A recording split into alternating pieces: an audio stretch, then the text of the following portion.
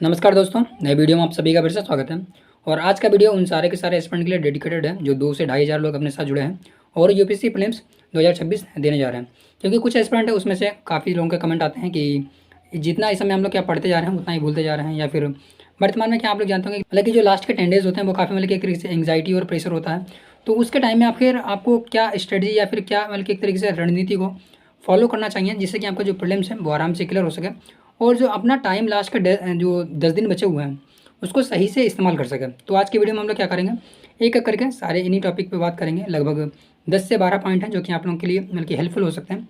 तो आप लोग क्या कीजिएगा, वीडियो को लास्ट तक देखिएगा और कुछ अगर आपका हेल्पफुल हो तो आप लोग क्या कमेंट बॉक्स में आप अपने सुझाव और अपने एक तरीके से जो भी एक तरीके से सपोर्ट है वो दिखा सकते हैं। तो चलिए हम लोग क्या करते हैं, एक एक करके 10 पॉइंट पे बात करेंगे कि आपको जो लास्ट के 10 दिनों में क्या करना मतलब कि क्या करना चाहिए, जो कि मैं अपने प्रीलिम्स के टाइम में करता था या फिर एक तरीके से इस्तेमाल करना चाहिए आपको भी। तो चलिए एक करके हम बात कर लेते हैं। तो सबसे पहले तो मतलब कि जो एस्पिरेंट गलती करते हैं वो करते हैं कि ये कि वो तैयारी तो मतलब कि काफ़ी अच्छी करते हैं और उनका मतलब कि एक तरीके से कंटेंट भी काफ़ी अच्छा होता है, लेकिन लास्ट में वो देखते हैं कि कुछ कंटेंट जो है उनका छूट रहा है। तो वे क्या करते हैं कि लास्ट के 10 दिनों में सोचते हैं कि उसको भी पढ़ लें, यानी कि कुछ नया कंटेंट मार्केट में आ जाता है। आप लोग जानते होंगे लास्ट के 10 दिन में क्या होता है, बहुत सारी कॉपियाँ या फिर बहुत सारे शॉर्ट नोट्स मार्केट में आ जाते हैं कि कहते हैं कि आप इसको पढ़ लीजिए, आपका प्रीलिम्स आराम से क्लियर हो जाएगा। तो बहुत सारे स्टूडेंट यही गलती करते हैं कि वो सोचते हैं कि शायद मैंने इसको नहीं पढ़ा है तो मैं इसको भी पढ़ लूँ। तो आपको क्या करना है कि लास्ट के 10 डेज़ में कोई भी नया कंटेंट को फॉलो नहीं करना है, यानी कि आपने पिछले 10 महीनों में जो भी पढ़ा है केवल आप उसको ही फॉलो करेंगे। तो यानी कि क्या करना है, आपको कोई भी नया कंटेंट फॉलो नहीं करना है। आपने जो भी 10 महीनों में लास्ट में पढ़ा है उसको ही आप मल्टीपल टाइम रिवीजन कीजिए। और दूसरा पॉइंट आप क्या कर सकते हैं कि मतलब कि कुछ एस्पिरेंट होते हैं वो मतलब कि मैथ बैकग्राउंड के होते हैं, क्योंकि मैं भी मैथ बैकग्राउंड का था और मैंने भी ये गलती की थी कि सीसेट को हल्के में लेना। सीसेट को क्या करेंगे, हल्के में बिल्कुल नहीं लेना है लास्ट के 10 दिन में।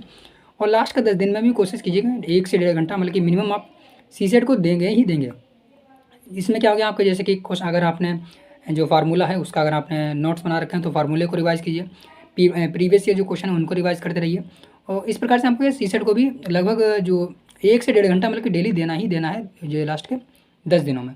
और दूसरा पॉइंट क्या आ जाता है, आप लगभग मतलब कि जैसे कि कर सकते हैं कि अगर आपने कोई अपने शॉर्ट नोट्स बनाए हैं तो आप क्या कीजिए, अपने शॉर्ट नोट्स को जो ही मतलब कि एक तरीके से फॉलो कीजिए और डिसाइड कर लीजिए। जैसे कि अभी आप क्या है कि जो कहते हैं कि कॉन्सेप्ट वाला पार्ट होता है, एक होता है फैक्ट वाला पार्ट। क्योंकि यूपीएससी क्या करती है, ना केवल कॉन्सेप्ट पूछती है ना ही केवल फैक्ट, वो क्या करती है मिला जुला पूछती है। लगभग 70% मान के चलिए आप कॉन्सेप्ट प्लस है और मतलब कि एक तरीके से कहते हैं कि जो आपकी अंडरस्टैंडिंग है वो होती है, बाकी 30% लगभग फैक्ट भी पूछ लेती है।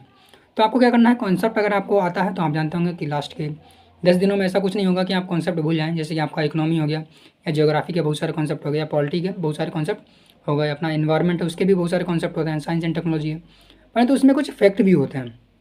तो अगर आपने फैक्ट को लास्ट के 10 दिनों में रिवाइज़ नहीं किया तो ये मानिए चलिए आपके फैक्ट क्या है, भूल जाएंगे।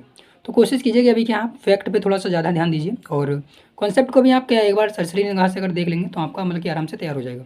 तो दूसरा पॉइंट आपको क्या करना है, पहला मैंने बताया आपको जो कि एक तरीके से कहते हैं कि कुछ नया कंटेंट नहीं पढ़ना, जो भी पढ़ा उसको पढ़ना है। और दूसरा मैंने बताया कि आपको सीसेट को भी सही से ध्यान देना है। अभी लास्ट के 10 दिनों में 1 से 1.5 घंटा मिनिमम देना ही देना है। और तीसरा पॉइंट मैंने क्या बताया कि आपको क्या है कि अपने शॉर्ट नोट्स हैं उसको पढ़ना है। और चौथा जो पॉइंट हो गया अपना कि आपने क्या है 2 भागों में बांट लेना है, एक कॉन्सेप्ट और एक फैक्ट। तो फैक्ट को भी सही से रिवाइज करना है। अगर आपने फैक्ट वाले पार्ट को इस समय इग्नोर कर दिया तो ये मान के चलिए आप क्या 5 से 10 क्वेश्चन जो है अन्य एस्पिरेंट की मतलब कि एक तरीके से लीड में चले जाएंगे या फिर बैक में चले जाएंगे। तो आपको क्या करना है, कॉन्सेप्ट को भी सही से ध्यान रखना है।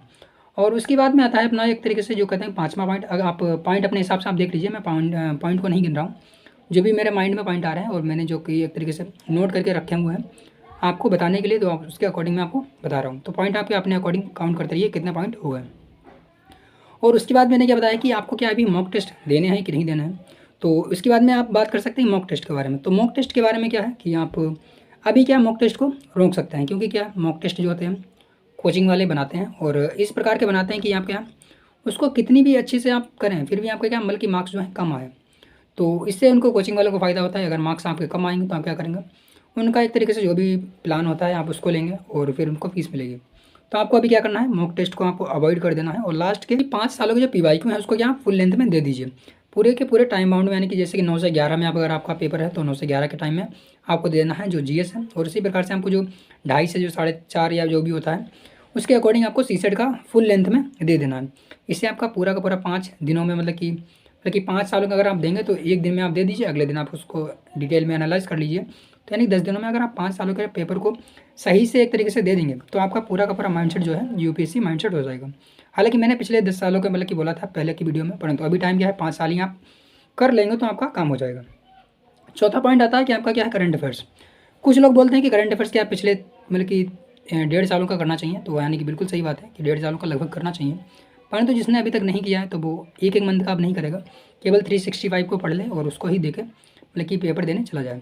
तो ये तो हो गया अपना करंट अफेयर्स के लिए। और उसके बाद में आता है, और उसके बाद में लास्ट पॉइंट में अगर आपको बताना चाहूँ तो आप इस पॉइंट को कर सकते हैं कि इस समय लास्ट के 10 दिनों में कोशिश कीजिए कम से कम बातें कीजिए, यानी कि किसी से मतलब कि ज़्यादा मिलने की ज़रूरत नहीं है। कोशिश कीजिए कि जितना कम हो सके उतने कम लोगों से मिलिए, जितना कम हो सके उतनी कम बात कीजिए, क्योंकि आप जितना कम बात करेंगे आपका जो आपने कंटेंट पढ़ा है वो आपके माइंड में उतना ज़्यादा देर तक रिटर्न रहेगा, यानी कि उतनी ज़्यादा देर तक रुक सकेगा।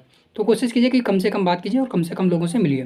तो अगर आपने 4 से जितने मैंने बताया आपको 5 से 6 पॉइंट या जो भी 7-8 पॉइंट हुए हैं, अगर आपने इन सभी को फॉलो कर लिया तो ये मान के चलिए आपका प्रीलिम्स जो है इन टिप्स को फॉलो कर लिया तो कहीं ना कहीं आपको क्या है प्रीलिम्स में काफ़ी हेल्पफुल रहेगा। और अगर आपको वीडियो क्या है लास्ट तक आपने देखा है तो बहुत बहुत धन्यवाद। बाकी अगर आपको वीडियो अच्छा लगा तो आप लोग क्या कर लीजिएगा, वीडियो को लाइक कर लीजिएगा और चैनल को सब्सक्राइब भी कर लीजिएगा। अगर आपका कोई और डाउट है या फिर कोई भी और मतलब कि सजेशन है तो आप कमेंट बॉक्स में पूछ सकते हैं। तो चलिए मिलते हैं फिर नए वीडियो में।